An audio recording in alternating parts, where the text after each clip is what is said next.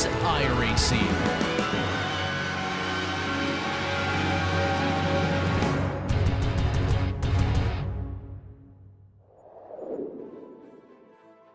There's been a bit of a Spanish flair the last couple of weeks. We had Javier Sanchez and now Pablo Rodriguez Hogla won last week in some of the closest finishes that we've seen non-stop this season. And it continues to get closer because the home of the supercars is here, Phillip Island, for round 8 of the Skip Barber Series live on the Global Sim Racing channel. Well, hello everybody, good evening, good morning, good afternoon, and all that. My name is Craig King. Joining me in the booth is Alex Goldsmith. Our director for today is Christian Duploy, using cameras provided by the legend, Dougie Beard. Now, Phillip Island has a lot of history in supercars, but you kind of forget that history's got an open wheelers. So to find out more about this gem of a track in Australia, we go to our GSRC track guide. Welcome to Phillip Island. As the name implies, this track is located on a splotch of land off the south coast of Australia near Melbourne. While there's been plenty of racing here for close to a century, the track's current incarnation has only been around since the late 80s. And this version is a doozy.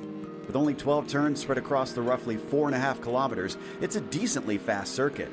But what really makes this place stand apart is the incredible variety in those few corners. From negative to positive camber, early apexes, late apexes, blind crest, hairpins, sweepers, if you name it, it's probably got it. On top of that, the front stretch tends to offer up a slipstream with its incredible length, but it then forces the drivers into a game of chicken by chucking them into the frightening Buin. Corners like Lukey Heights stretches a car's grip to the limit and then shocks you with a sudden downhill braking into MG. Retaining something of an old-school twist, unlike most modern courses, Phillip Island has earthen embankments running along many parts of the track. While it's meant to keep the cars safely retained within the circuit's confines, anyone unfortunate enough to manage to jump them will be faced with a ton of damage for their troubles. A variety of types of racing take place at the track, including motorcycles, lower-level open-wheelers, and touring cars. Possibly the most well-known among those is the Australian Supercars Championship. With the Aussie reputation of having dangerous, difficult, and challenging circuits, Phillip Island certainly holds up to the standard. The beautiful views of the beach and the ocean may lure some of the fans in, but there's no doubt that the incredible racing at this unique track keeps them around. Alex, I love this track. I don't know about you, but this feels underrated on the sim. Yeah, it is a very underrated track, Craig, and with a lot of elevation changes, plenty of fast sweeping corners, and of course the run into Doon corner at turn 1 before the southern loop at turn 2. We are going to see traditional Skippy Barber action, which is close pack, drivers really trying to pick their moments when to overtake, and you know, there's always that guessing game of chess at the sharp end of the field.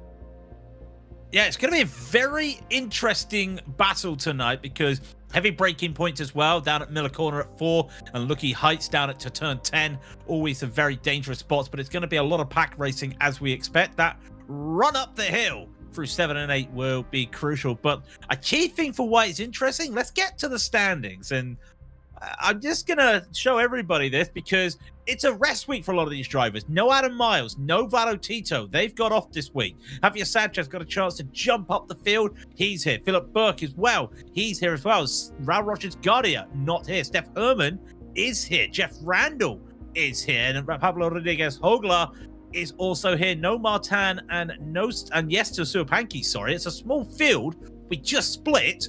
But not having those top drivers will be very interesting because it's going to be a different type of field. And, well, that's the de facto drop week for the season. And Javier could have a chance to jump up, or Philip or Raul Roches. But as they get ready for qualifying, it is round 8 of the season. Alex, what are the viewers and the drivers looking forward to today?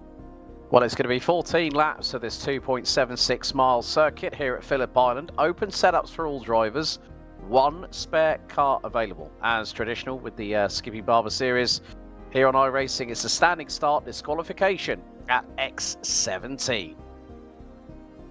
Don't you love it when it's the old school 17 incident points? And I see you, Beatrice, saying that Adam is skipping this week. A golf clap for you there, as drivers are just starting their qualifying laps. So we'll get ready to see what they're doing. But as I said, 26 signups, which does mean we split today. It's going to be a very small field, a strength of field of 4,600. And, well, I first saw 46, but it's now reading 47. Someone gained a single point of iRating during some of the time. Not entirely sure where, but there's Javier Sanchez, Heike 360 as we know him in his, well, very striking livery. He's still got this livery, Alex, and I think it's a little bit of a luck charm for him after some of the best results he's had as he comes around the final corner or gets himself ready to come around turn 12, and he'll be starting his first flying lap.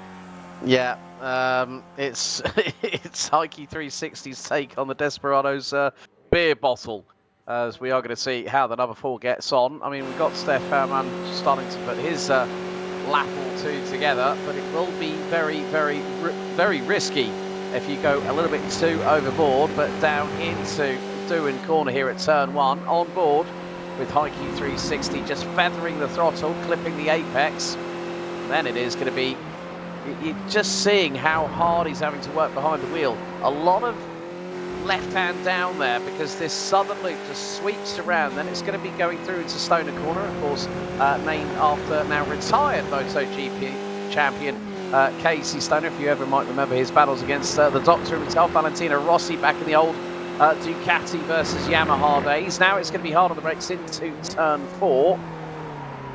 So this is where you can just see Heike 360 really trying to put on a little bit of a clinic here at the moment, as he is going to go through into turn 5. You can hear the tyres squealing for mercy, as now it's going to be up through the gears, through into the turn 6 to 9 complex, going slightly uphill, a little bit of compression here or there, but then it's up through 8. You're really going to have to drag the car along, up the hill, through into Lukey Heights here at turn 9. And you can just see the car trying to get the power down, struggling as you go uphill, now downhill. Into MG here at turn 10. Lots of right hand down for Heike 360 into turn 11. Now this is where you're able to modulate the throttle. He's completely flat chat, going up the rev range and then accelerating through the gears up to around about 6,000 RPM through out of turn number 12. Peter Stuapanki puts down the first lap time of a 48.489. Torneo Bottas goes top, but what has Heike 360 got in the tank here at Phillip Island? He goes across the line. That is going to put him top. 147.954 for Xavier Sanchez. Steph Herman's going to be the next one to go across, and it's only a 48.167. And in a race and in a series where being at the front, even in a draft race, is so important, because we've seen the last 2 races, even the last 3, the last 4, I don't know, maybe the whole season. The moment you start battling early doors, you lose out on that train, and then you lose complete time, and you won't be seeing the front unless there's been an accident. Here's the Studio Ghibli. I can't say that word. I never could say that word. Josephine Becker, though, in P3. What a time that is. And she is the second lowest iRating driver here. Her driving does never show that, and she might be saying that she's going to be struggling out there. She's only a 10th behind Javier Sanchez. She'll be coming up to Lukey Heights and down hard, braking into turn 10 as Phillip Burke just puts the car in second place by the barest of margins. And I say the barest of margins, that's the margins we're used to seeing the gaps with. Jeff Randall, that's the first time with the tyres warmed up, a 147.534. Josephine, this will be a second time. The tyres usually come to the drivers when they warm these tyres up into the camber of turn 12, and it's hard, flat to the line, power down, like Jeremy Clarkson would say. It's a long run to the start-finish line, to the Melbourne sign, the old Melbourne sign. Randall can't get pole, Zupanki get pole. Becker only goes up to 4th, now 5th. Well, I think Xavier Sanchez, let's see what his best lap has been. He's about to come through the final sector. So Sanchez might be able to jump up. He only manages to go back up into 5th. But look at this, 0.13 of a second separating the top 5. Crazy. And Herman is 2,000 behind Hoglar and 7,000 behind the top 3. And speaking of 3, 3's the magic number. As Phillip Burke, well, he's still got this time left. He's going to be the last man to set a lap time. And actually, I tell a lie, Jeff Randall, that was actually his first lap time he set. So what can Burke do? Well, They're two identical drivers when it comes to the skill rating, two identical drivers when it comes to the racing. Phillip Burke in this yellow and white, or white and yellow car through the final. And just look at the elevation change there. Go wide, open up the corner to hit that dip, to hit the speed. And he needs to find something. You wouldn't think half a tenth, 4 tenths behind would be enough. It would be only 11th place here, but he needs something in a low 47. Did the 47.429. Burke takes pole position. Randall, does he respond? Comes across the line. It's a 47 flat to round out the podium, to start the grid. Wow. I'll tell you what, Alex, there's only 13 cars. Let's run them down. I'll let you do the honors.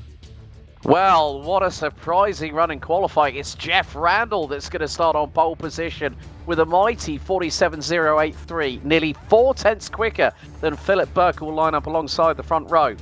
Marcel Brunschweiler and Darwin Romero round out row 2. Pedro Rodriguez Hoglar and Steph Herman round out row 3, with Heike 360 and Peter Suapanki rounding out the top 4 rows. Alex Herter and Ricardo Esponella Martinez round out your overall top 10, with Josephine Becker, Torneo Boras and Julio Benedito Torres rounding out your grid. Oh my days, the top 12 covered by about a second there, Craig. That was a dynamite qualifying session. Didn't know who was going to take pole in that one. Well, if you take away Jeff Randall's pole position time, everybody separated, well, by half a second, basically. Yeah. That's just absolutely, I wouldn't say it's unheard of, but it's absolutely shocking when you think about what these cars can do, what these drivers can do, and they're going to be so close to one another now for the start of the race. That's not a knock at these drivers. That's just the way this series goes. And we are in the afternoon now.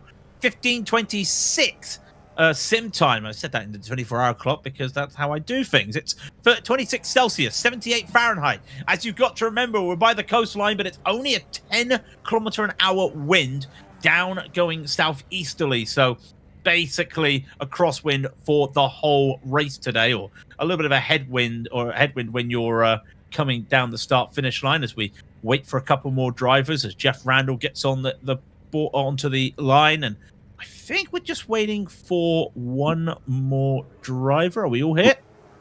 I think we're all here, and we're just waiting now for Barney to say, let's get it going, as the lights will get ready, and green they will go for 14 laps around this, and it's an easy start by everybody. You see this all the time.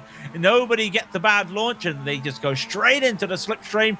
Should there be a run into Doohan Corner? I don't think there will be, but everyone trying to make sure no one takes the advantage, as they'll go single file into Doohan Corner, apart from 2 cars in the background, just going a little bit side by side there, as I think the 6 of Tuapanki just getting caught out there. And now side by side, the 7 of Brunschweiler and Romero. Romero gets caught out wide there. He'll be going backwards, but the leaders, I don't think Phillip's making a move yet. Randall will have to defend as they head to Miller Corner at 4.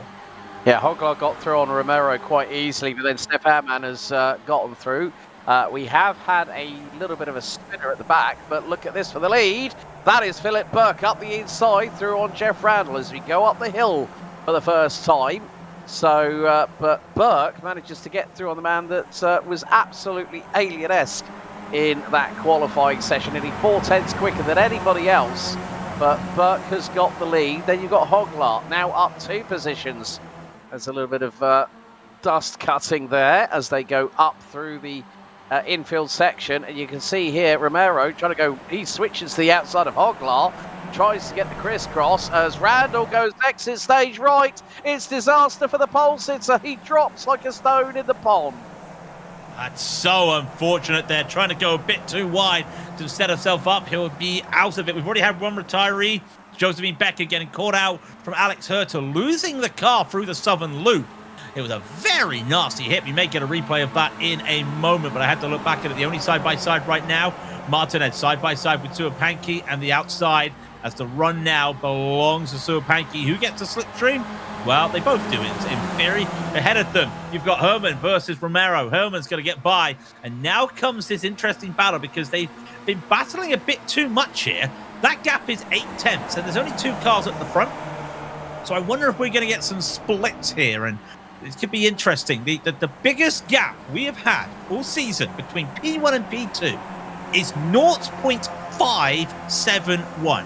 Half a second, Alex, is the biggest gap we've had. And if that gap doesn't close between Herman and Hoglar, we could be looking at another big one. Well, the thing is coming out of the final corner, Romero made a mistake, so Herman was able to get through. Heike 360 did a bit of the old haymaker around the outside, so he's up 3 spots now into 4th position. Romero, Brunschweiler gets passed by Espanella Martinez and is going to possibly lose a little bit more positions if things don't go the Swiss driver's way. We've got a replay coming up now of what we were meant to see just a second ago. We're on board with Josephine Becker. This is after Jeff Randall has lost pole position. So just look at the car on the right. Oh, that's a bit of a loss of momentum. Oh dear. And for the barrier she goes, and that's so unfortunate. It does have a quick repair, but had to take the tow and decided not worth it. And that's unfortunate in a field like this to get caught out like that. So gonna have to do all the work again. This pack with Herman and Sanchez done really well, actually. Everybody but Herta, who's still running in the pack, and that includes Jeff Randall, our pole sitter, who's down in 11. But what moves will there be? Hoglar's got a victory this season. He had it last week, and he'll be taking the lead, but they'll have to go around the outside. Now, Phillip, it's a bit early to go 3 wide, but they're going to go 3 wide down here as well. And I think around the outside will work here for Herman. The momentum is right there. That's smart. Usually you think, well, shouldn't you be a little bit excited for a 3 wide? Yes, but it's early doors. Fastest lap for Herman. Take the 3 wide, and the respect by everybody. They're like, okay, Steph, take the lead. Lead us to pay dirt. It is follow the leader, Steph Herman, with an audacious round the outside manoeuvre going 3 wide into turn 1 of all places, 2 and corner. I'm sure Mick and Jack would definitely look at that one and go, oh, nice move. But here comes Phillip Burke round the outside. He's going to get through on Hoglar now into the next right-hander here at turn number 4. Hoglar gives him a little touch from behind. Brunschweiler, the man from Switzerland, now running in 6th position. He's got Peter Suapanki not too far behind him.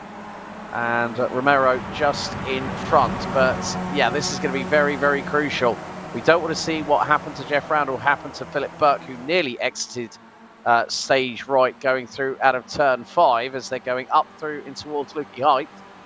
And Jeff is currently languishing at the bottom of the order behind Julio Bendito Torres. Alex Herta is about 14 seconds behind, but look at this. Burke to the inside of Herman through the dip. Gets through for the race lead. Hoglar is there. Heike 360 is there. Romero, Brunschweiler, Martinez, Suapanki. Between the top 8, there is no gap more than 0.3 of a second at this time, Craig. Yeah, let's see what Hoglar does, because Hoglar's usually a bit patient when it comes to the runs here, and to see him move down into turn 10 with a little bit of a surprise. So let's see what these drivers do. And a late block there, but Hoglar was ready for it. And is this going to be another around the outside of doing corner? Well, I actually do feel the outside is usually the weaker of the, actually the strongest, sorry, because it sets you up. You can't really make the overtake work through doing. You have to go through the southern loop, and they're side by side, but that elevation change means that Hoglar will take that. And out of nowhere, there's Javier Sanchez retaking taking P3 for the first time. And now watch them fan out. This is where we see most of the overtakes. And last time we were here, it was very chaotic through here at Miller Corner. They're out there. Noah's Ark. They're 2 by 2 by 2 by 2 by 2 by 2. I've run out of 2s, and they're still side by side and side by side. And there is a little bit of an overlap now. Still the leaders side by side. Look at Romero. He's going to try and go into the inside, squeeze out Javier Sanchez, and he will indeed. The leaders have gone single file. Do they stick to this single file? They all, look at that. They all fan back into a single line. I'm waiting for the Moses parting the seas moment very, very shortly, Craig, because at the minute, the moment we go 3 wide into turn 1 at Doohan Corner again, someone's going to take the audacity and throw it around the outside, because it can be done. We've seen it from Hoglar as Heike 360 loses a position. That's to Ricardo Espanella Martinez. They swap positions again. So the number 4 from Spain retakes 5th position ahead of the man from Well, ahead of Espinella Martinez and Sua Panky round the outside. Jeff Randall on the comeback trail. And he's going to try and thread the eye of the needle down the start-finish straight. Jeff Randall's going for 7th. He's Piggy in the middle. And he's actually got through on Brunschweiler. But he's got to get through on Espinella Martinez. Will Randall throw it to the outside? He will. And that is so close. He's going to have the inside line for the Southern Loop here at turn 2. Jeff Randall, he might have had a bit of an exit stage moment going through towards Lukey Heights, but he's making sure we are going to have a cracking show on our hands here at Phillip Island for round 8. Yeah, while that was happening, Steph Herman was also the meat in the middle of a free wide and retook the lead of the race. The slide! I was just watching from Randall there, but now everyone's going to start making moves again. And everyone just starts to see where they want to go. Not good runs, no overtaking apart from Suapanki on Brunschweiler. And now Hoglar gets a good run on Steph Herman. After that, they go back to single file. They come through Siberia. That's a little bit cold. Oh, wait, no. Siberia's also quite warm as they go through. And we're going to now see. This is the long run up the hill. Usually, maybe some overtakes. You just never know, but we don't want to see anyone doing a snaggle push and going exit, stage right. If they hold on single, I tell you what, I think Martin is the only person that's going to try and make a move in this pack. And down the low, and he tried to go for 1, but he doesn't. He just gets, well, I thought 2 for a moment. Tried to get it on Javier Sanchez. Does get it done, but the overlaps there. No one being pretty calm in making those overtakes through 10. And look at the gap they're losing to the top 4. Yeah, it's going to start spreading out before we know it, because at the moment it is Martinez ahead of Sanchez. Randall is closing in them at a great lick of speed. And do not tell me that Romero was thinking about possibly full wide. Herman in the middle, Burke to the outside, Hoglar to the inside. Here we are on board with Darwin Romero, the number 11 from Spain. Here we go through Doohan Corner.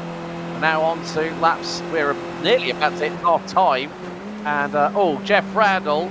That is it, I'm afraid. Game over for the number 2 car, who started on pole. It's been a race for Jeff Randall to forget, but look at this move from Darwin Romero on Pablo Rodriguez. Hoglar, is he going to get through for P3? He just about makes it through. And Bert's going to try and get on Herman, and does indeed. And every time they go into this corner, I'm always worried someone's outbraking themselves. Interesting moment with Jeff Randall. We just missed it. Tried to get the slipstream of Javier Sanchez. Have a quick look at the replay right now as we go here. Try to get the slipstream here. And that was Martinet, that was Torres. And you're just seeing right now in Sanchez. Try to go for a late move. Oh. That was just...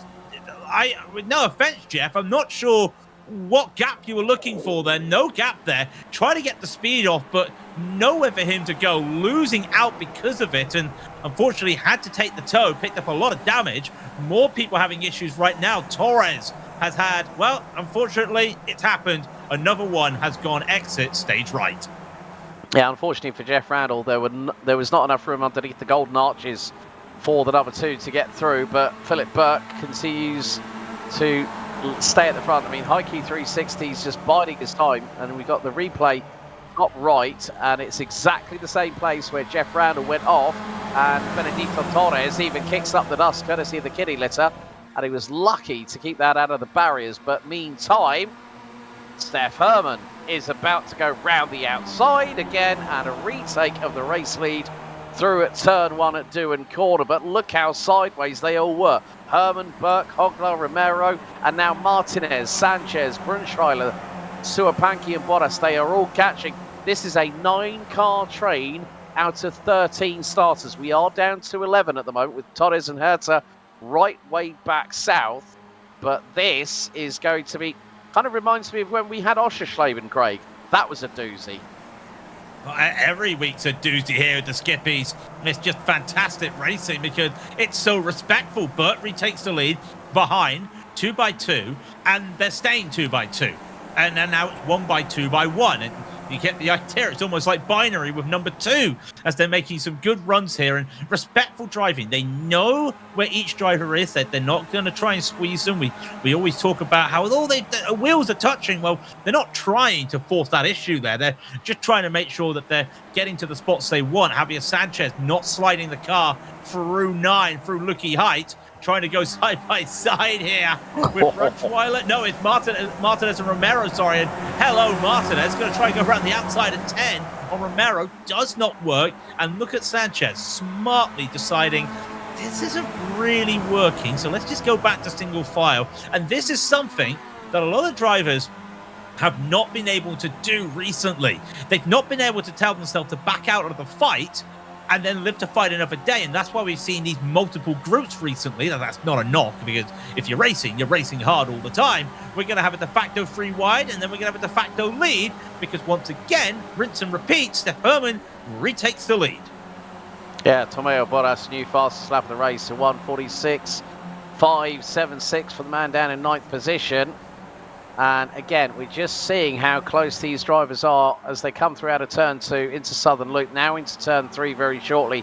The sweeping left-hander here at turn 3, as again, Sanchez is trying to conjure up something magical. Here comes Phillip Burke with a big head of steam, and to the outside at Stoner Corner, puts on the brakes. Hoglar's looking for a move up the inside of Herman. He's going to try and make it work here, and then it's up towards Siberia here at T5. So Hoglar's got to try and do something. Maybe he can try for the crisscross, see if Herman accidentally opens up the gap. But at the moment, Herman just holding on that racing line. That is the best way to play it. Burke and Herman, the biggest movers of the night so far. 3 positions gained apiece. Hoglar up 1. Oh, well, that's laps led, but that's 3 laps apiece that both Burke and Herman have led. Hoglar's led 1. And everyone else is waiting in the weeks to see if they can pick up the pieces. Yeah, that's the issue, trying to pick up the pieces. Again, Martinez there, the white and blue car, trying to go around the outside of 10. It's not working. That's not working. Maybe at the end of the race, I might get very excited and see someone try that, but just not there at the moment. As, again, it's crazy to think the car at the back of this train is the car with the fastest lap. About half a second faster than Phillip Burke, who's leading at the moment as they will come across the line. I want to see the splits when they come across the line. And it's going to be Burke by 0.023. Now, this is interesting as Hoglar now starts to make a run. Romeo tries to make a run as well. He'll probably get around the outside. And I think he's got that done on Phillip Burke.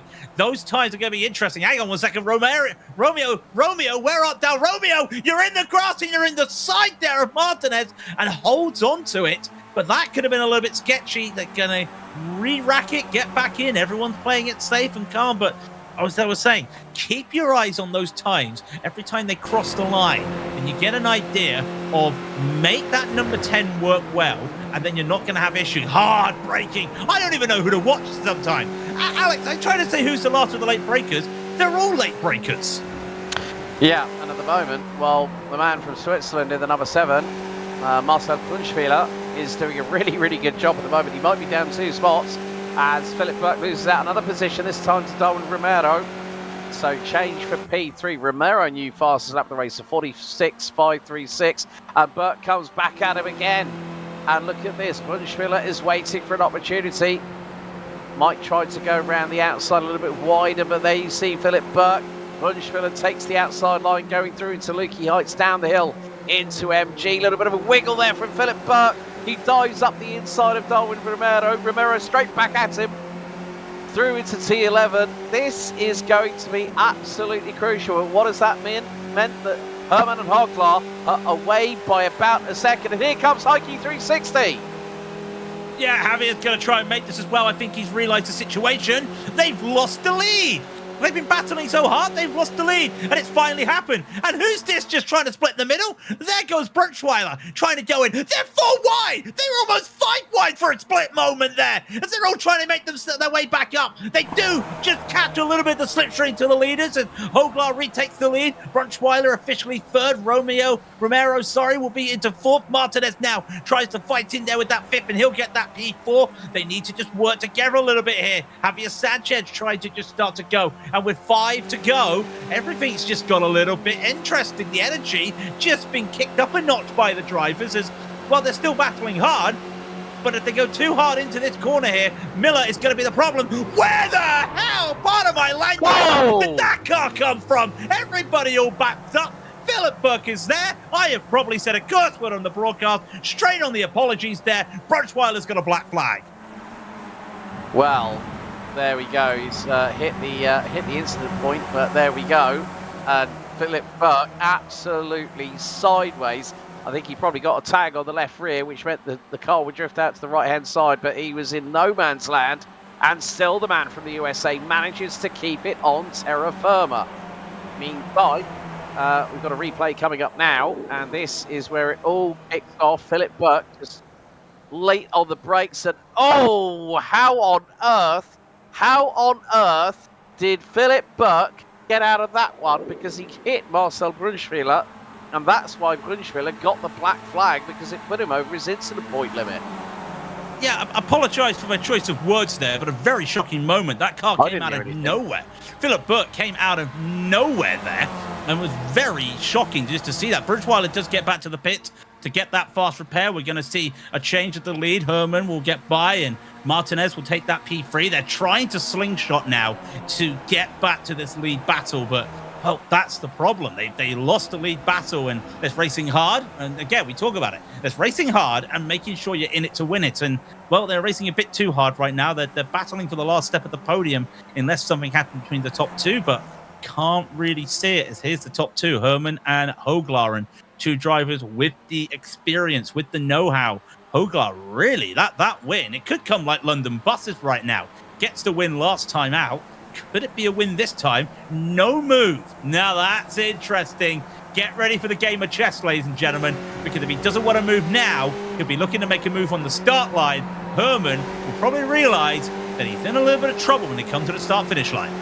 Well, if these two start battling away tooth and nail here, Craig, keep your eyes on the number 8. Ricardo Espinella Martinez started all the way down on the outskirts of P10, row 5.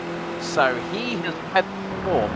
And there you see Phillip Burke, 5 positions lost. Then you got Martinez up 6. Well, poor old Jeff Randall. I'm not going to mention him anymore because I just feel sorry for him. I really do. After what had been a fantastic, a fantastic storm to pole position by nearly 4 tenths, and then the race just for that man there unfortunately goes to pot. But I think Martinez could be a little bit of a dark horse here. He's closing that gap, and it's down to 7 tenths. 3 to go here at Phillip Island, and now here comes Hoglar to the outside.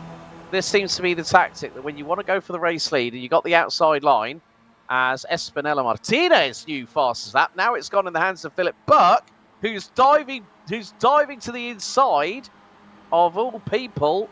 Well, he's got through on Peter Suapanki. Xavier Sanchez in P6. Phillip Burke now up into P5. So maybe the dream for the number 3 from the USA might not be over yet. But with 3 laps to go, that is going to be even, what is it, about 7.2 miles left to go, including the ones that we're on now. Yeah, that sounds like a normal drive to my workplace for the moment. Yeah, I was looking at the gaps last time they went by. Herman was ahead if they crossed the finish line by 2 thousandths. We're at that stage. We're at that stage where we're going to have to start keeping an eye on this, because this could be big, and everyone's back together here as they're coming up to basically what is 2.5 laps to go. And you think about where we are right now, maybe in less than latters.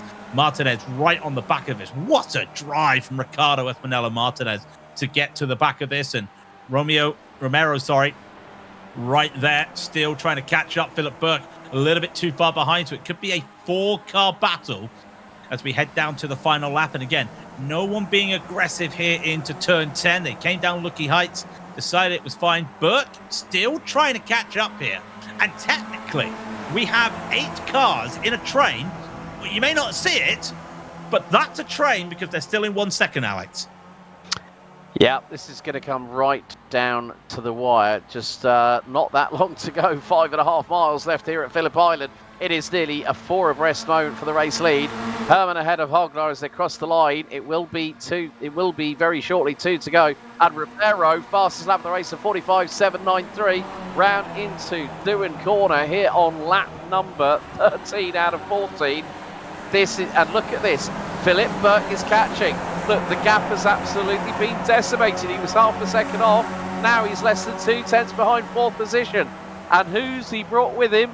Javier Sanchez. Heike 360 makes it 6 cars that were in contention. As there we see Martinez trying to go around the outside of Hoglar for the race lead. Into Honda we go out of Stoner Corner. What's Herman going to try here? He's going to have to relinquish 2nd position. But that's going to open the door for Romero as Burke and Sanchez wheel to wheel, Noah's Ark style, now into Siberia here at T5. Burke's going to try and keep that throttle pin right around the outside of Heike 360. Romero goes slightly off track now through up the hill into turn 7, into Hayshed, then into Lukey Heights at 9 before they go down the roller coaster descent into MG. And here it comes now, just one more time after this, up and down Lukey Heights, and no one looking to be aggressive at the moment. I wonder if they'll be aggressive on the final lap. Romero's going to go aggressive, actually, really hard onto the brakes there. Pushes Herman wide, but he has the outside line now. They do come together a little bit too tough there. Is Romero going too wide? They're 3 wide through the middle of 11 and 12 right now as they get ready to start the final lap very shortly. That's Javier Sanchez going around the outside of Philip Burke, and then Romero's going to join him. And here comes Barney waving the white flag. It's one time to go, and look at the Serpentine. Look right behind. They're still trying to find line, still trying to find where they want to go. Leaders do not change. I don't know if this is good for Hoglar. I don't know if this is bad for Hoglar. Now you're going to see Martin try around the outside, but the camber, you can go around the outside, does not work this time. Now what about when they come into the southern loop? Well, Herman's trying his best to try and fight this, but turned in a bit too early, had to back out of it. Behind them as well, Javier Sanchez now up into P4, and right behind there's an overlap between Romero and Burke.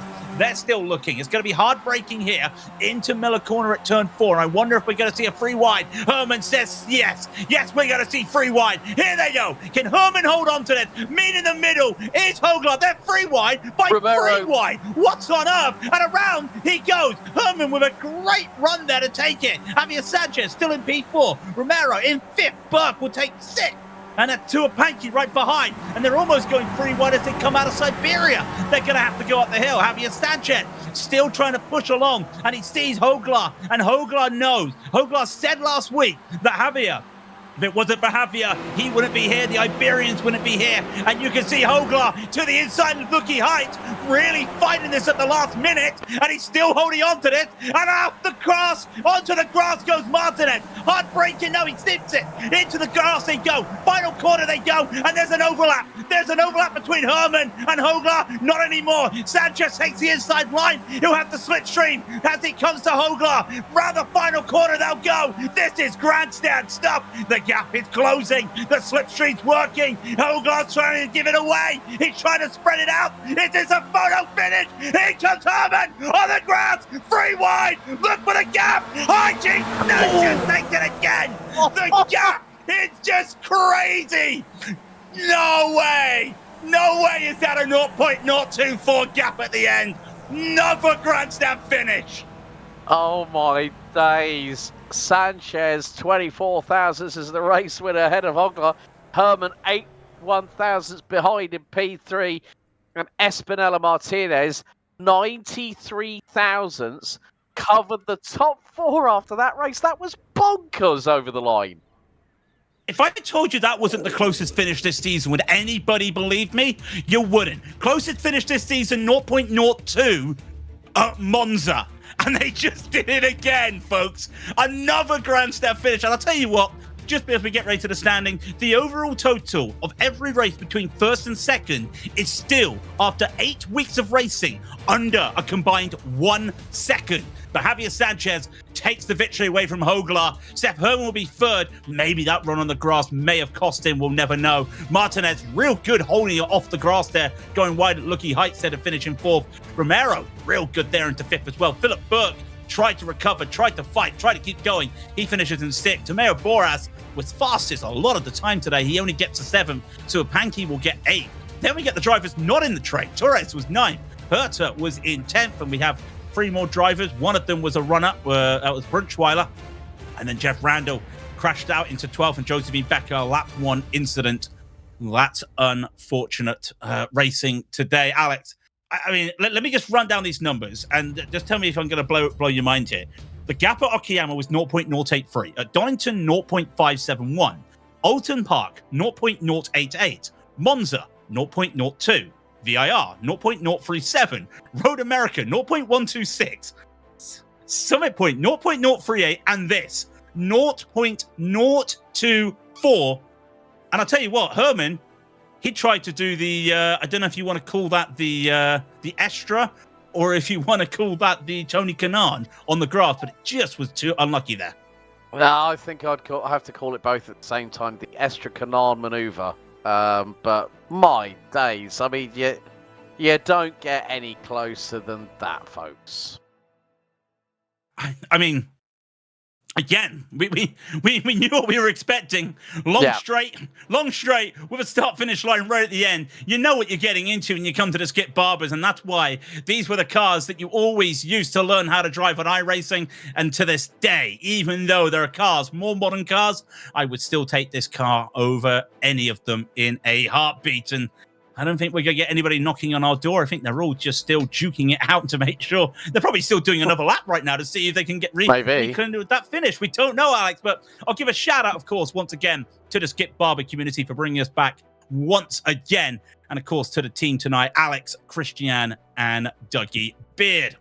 Well, next week, I think we may actually find the big gap next week. It's Charlotte Roval, and I think we may get some rain. So if you like a bit of wet racing, like seeing some Rain Masters, you might want to keep your eyes on that next Thursday, same time, 18:15 UTC.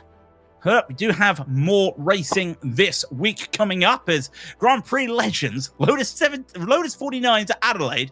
Yes, please. And, well, for the third race in a row, let's stay in Australia. We'll go to Bathurst later that day for the IMSA Venture Series, and then the Lotus 79s head to Spa.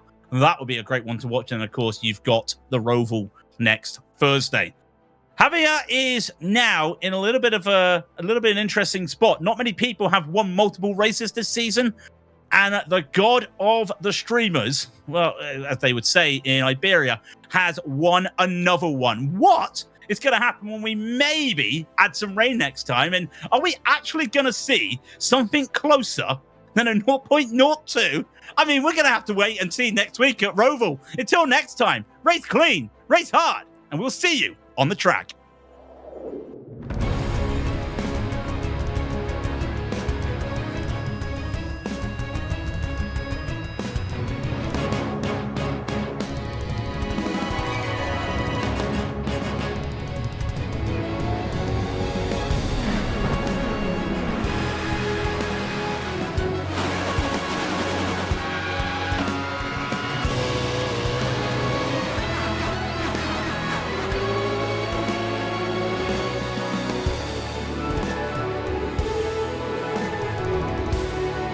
This is iRacing.